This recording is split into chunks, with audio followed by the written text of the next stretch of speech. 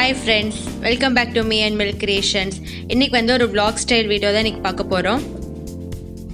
இது பார்த்திங்கன்னா Friday vlog தான். ஸோ ஃப்ரைடே பார்த்திங்கன்னா தைவெள்ளி, கடைசி தைவெள்ளி. இதில் வந்து நாங்கள் என்னெல்லாம் பண்ணினோம் அப்படிங்கிறத இன்றைக்கி வீடியோவாக பார்க்க போகிறோம். கூடவே வந்து ஒரு ரெசிபி இன்றைக்கி உங்கள் கூட ஷேர் பண்ணிக்க போகிறேன். இப்போ வாங்க நம்ம வீடியோக்கு போகலாம். வீடியோக்குள்ளே போகிறதுனா நீங்கள் என்னோட சேனலை ஃபர்ஸ்ட் டைம் பார்க்குறீங்கன்னா மறக்காம என் சேனலை சப்ஸ்கிரைப் பண்ணிக்கோங்க. கூடவே பெல் பட்டனையும் ப்ரெஸ் பண்ணிக்கோங்க. இதை நான் அப்லோட் பண்ணுற வீடியோ வந்து உங்களுக்கு நோட்டிஃபிகேஷனாக வரும். ஸோ இந்த பிளான்ட்லாம் பார்த்தீங்கன்னா நான் மாடியில் வச்சுருக்கிற பிளான்ட். ஒரு நார்மல் தண்ணி கேனில் தான் இந்த பிளான்ட்லாம் வச்சுருக்கேன். ஸோ மார்னிங் எழுந்திரிச்சோன்னே இந்த பூவெல்லாம் பறிச்சிட்டோம். பவளமல்லி பார்த்தீங்கன்னா ஒரு குறிப்பிட்ட சீசனில் தான் பூக்கும். ஸோ பார்த்தாலே தெரியுது சின்ன செடி தான், பட் அதிலே வந்து 7-8 பூக்கிட்ட எங்களுக்கு வந்திருக்கு.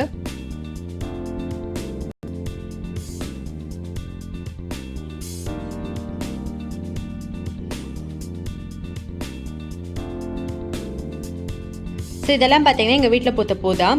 ஒரு ரோஸ் பூத்துருக்கு. இதெல்லாம் பார்த்தீங்கன்னா நித்தியமல்லி பூ, அதுமாதிரி சங்குப்பூ, பால்சம். ஸோ எல்லாத்துலேயும் கொஞ்சம் கொஞ்சம் ஃப்ளவர்ஸ் இருக்குது. நம்ம வீட்டில் வந்து நம்ம சாமிக்கு வந்து நம்ம வீட்டில் பூத்த பூவை போட்டோன்னா ஒரு ஸ்பெஷல் தான் அது. ஸோ மேக்ஸிமம் எனக்கு ஓரளவுக்கு இந்த மாதிரி பூ கிடச்சிடும். நாங்கள் சாமிக்கு அதை தான் யூஸ் பண்ணுறோம். ஸோ இது பார்த்தீங்கன்னா பவளமல்லி.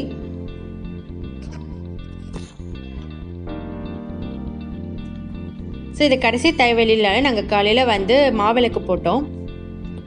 ஜென்ரலாக வந்து கோவிலில் போய் போடுவாங்க மாவிளக்கு. ஸோ நாங்கள் வந்து கொஞ்சம் டிஸ்டன்ஸாக இருக்க கோவில்னால நாங்கள் வீட்டிலே பண்ணிட்டோம்.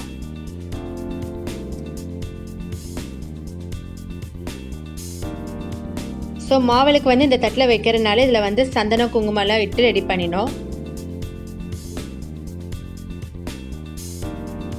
இப்போ மாவிளக்கு பண்ணிட்டோம். இதில் பார்த்தீங்கன்னா பஞ்சுத்திரி வச்சு நெய் ஊற்றி வச்சுருக்கோம் விளக்கேற்றுறதுக்காக.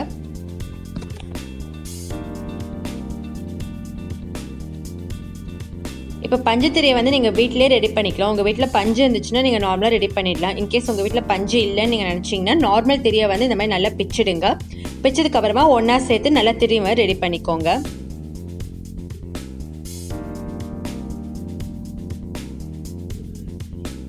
ஸோ இந்த மாதிரி ஈஸியாக நீங்கள் வந்து பஞ்சுத்திரி ரெடி பண்ணிடலாம்.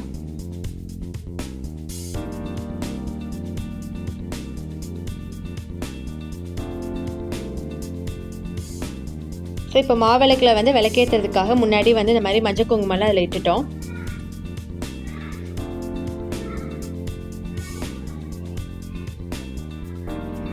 ஸோ இந்த மாதிரி பூவெல்லாம் ரெடி பண்ணோம். இதெல்லாம் பார்த்தீங்கன்னா வீட்டில் பூத்த பூ தான்.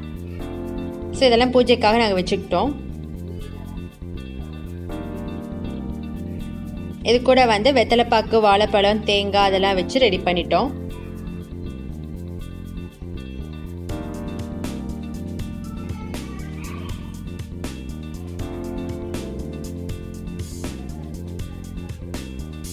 இப்போ விளக்கேற்றுறதுக்கு நாங்கள் கொஞ்சமாக நெய் ஊற்றினோம்.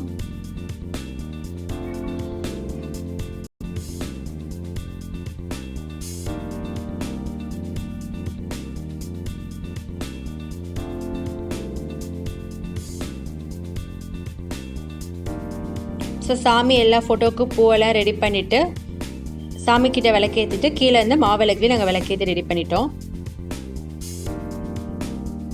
இது பார்த்தீங்கன்னா கிட்டத்தட்ட ஒரு 1 மணி நேரம் எரிய விடுற மாதிரி நாங்கள் பண்ணினோம். ஸோ இப்படி தான் நாங்கள் வந்து கடைசி தைவெளிக்கு மாவிளக்கு போட்டோம். இதில் ஜென்ரலாக நீங்கள் நிறைய பேர் கோவிலில் போய் பண்ணுவீங்க. நாங்கள் வந்து சும்மா வீட்டிலே பண்ணிட்டோம்.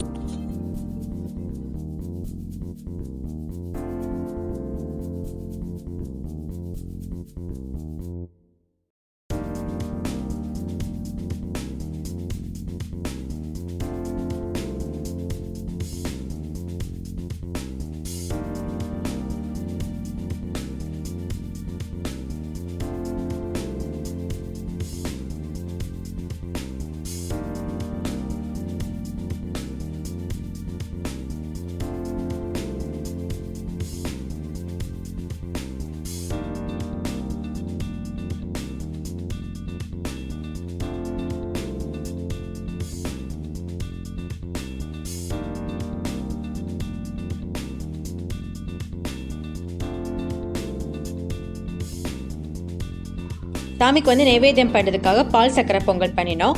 இப்போ அதோட வீடியோ தான் இப்போ பார்க்க போகிறோம்.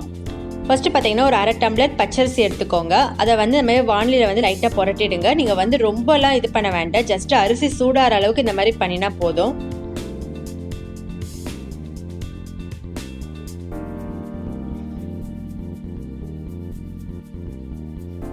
ஸோ இது பார்த்தீங்கன்னா ஃபுல்லாகவே பாலிலேயே தான் வேக வைக்கிறோம், கொஞ்சம் கூட தண்ணி ஆட் பண்ண போகிறதில்ல.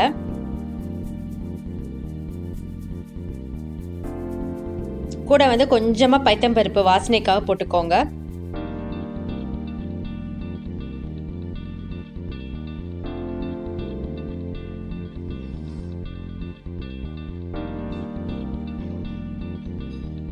ஸோ இப்போ பார்த்தீங்கன்னா அரிசி சூடாயிடுச்சு, ஆஃப் பண்ணிடலாம்.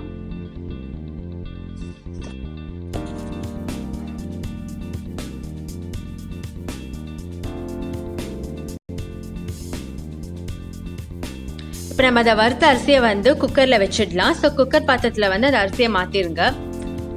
இதில் வந்து கூட வந்து 2 டம்ளர் பால் சேர்த்துக்கோங்க. இது வந்து ஃபுல்லாகவே பாலில் தான் வேக வைக்க போகிறோம். நீங்கள் என்ன தான் குக்கரில் வச்சாலும் அந்த அரிசி வந்து அந்தளவுக்கு டக்குன்னு வெந்துடாது, ஓரளவுக்கு தான் வேகும். பட் இப்படி நீங்கள் குக்கரில் வைக்கும்போது கொஞ்சம் வேலை வந்து சீக்கிரமாக முடியும், அதுக்காக தான் குக்கரில் வைக்கிறோம். ஸோ இப்போ குக்கரை க்ளோஸ் பண்ணி விசில் வர விட்டுறலாம். ஒரு 4-5 விசில் வந்ததுக்கு அப்புறமா நீங்கள் குக்கரை ஆஃப் பண்ணிடுங்க. இப்போ குக்கர்லேருந்து வெளில எடுத்ததுக்கு அப்புறமா இப்படி தான் இருக்குது. அந்த சாதம் பார்த்தீங்கன்னா ஃபுல்லாக வேகலை, அங்கங்கே வந்து உங்களுக்கு தெரியுது சாதம் ஃபுல்லாக குலைவாக ஆகலை. ஆக்சுவலாக சாதம் வெந்துடுச்சு, பட் ரொம்ப உங்களுக்கு குலைவாக இல்லை. ஸோ இந்த மாதிரி நல்லா ஃபஸ்ட்டு மசிச்சு விட்டுட்டு மறுபடியும் ஒரு வானிலையில் வந்து ட்ரான்ஸ்ஃபர் பண்ணிவிடுங்க. இப்போ இதில் வந்து கொஞ்சம் பால் ஊற்றி கொதிக்க விடலாம். ஏன்னா ஆல்ரெடி குக்கரில் வந்து 3/4 நல்லா வெந்துருச்சு, இன்னும் 1/4 இருக்குது. ஸோ அந்த மாதிரி வானிலையில் வந்து நம்ம கொஞ்சம் பால் ஊற்றி கொதிக்க விட்டுறலாம். ஸோ இது பார்த்தீங்கன்னா 10 to 15 மினிட்ஸில் வந்து பாலில் நல்லா வெந்துடும்.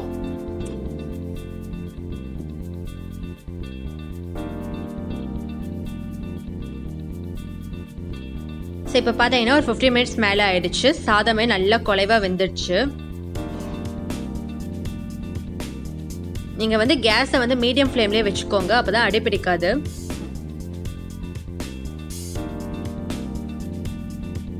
இப்போ வந்து நம்ம வெள்ளைப்பாகு ரெடி பண்ணிடலாம். நான் 1/2 டம்ளர் அரிசிக்கு வந்து 1 டம்ளர் வெல்லம் எடுத்திருக்கேன். ஸோ நீங்கள் வெள்ளைப்பாகு ரெடி பண்ணுறதுக்கு முன்னாடி கொஞ்ச நேரம் இந்த மாதிரி தண்ணியில் வெள்ளத்தை ஊற வச்சுடுங்க, அப்போ தான் பாகு வந்து டக்குன்னு ரெடி ஆகும். நீங்கள் டைரெக்டாக கூட வெள்ளத்தை வந்து பொங்கலில் சேர்த்துக்கலாம், பட் அது வந்து கொஞ்சம் கரையிறதுக்கு லேட் ஆகும். நீங்கள் பாகா வச்சு ஊற்றினீங்கன்னா உங்களுக்கு ஈஸியாக வந்து அந்த சாதத்தோட மிங்கிள் ஆகிடும். ஸோ உங்களுக்கு சக்கரை பொங்கல் வந்து டக்குன்னு ரெடி ஆகிடும். ஸோ தண்ணியில் வந்து நல்லா வெல்லம் கரைஞ்சிடுச்சு. நான் இந்த வேக வச்ச சாதத்தில் வந்து ஏலக்காய் பொடி கொஞ்சமாக சேர்த்துருக்கேன். இப்போ பாருங்கள் பாகு நல்லா கொதிச்சிட்ருக்கு.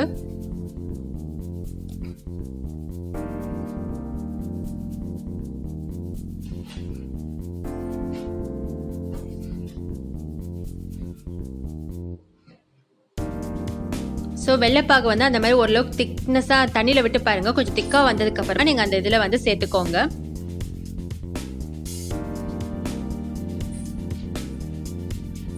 இப்போ அந்த வெள்ளைப்பாகை வந்து சாதத்தோடு நல்லா மிக்ஸ் பண்ணிடுங்க.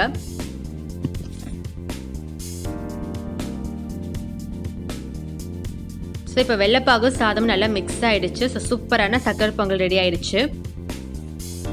இதை நீங்கள் பாலே பண்ணும்போது அதோட டேஸ்ட்டே வித்தியாசமாக இருக்கும், சூப்பராக இருக்கும். நீங்கள் ட்ரை பண்ணி பாருங்கள் கண்டிப்பாக. லாஸ்ட்டாக வந்து பொங்கலில் வந்து முந்திரி பருப்பு ஆட் பண்ணிக்கோங்க, கொஞ்சமாக நெய்யும் சேர்த்துக்கோங்க. ஸோ இப்போ சூப்பரான பால் பொங்கல் ரெடி ஆயிடுச்சு.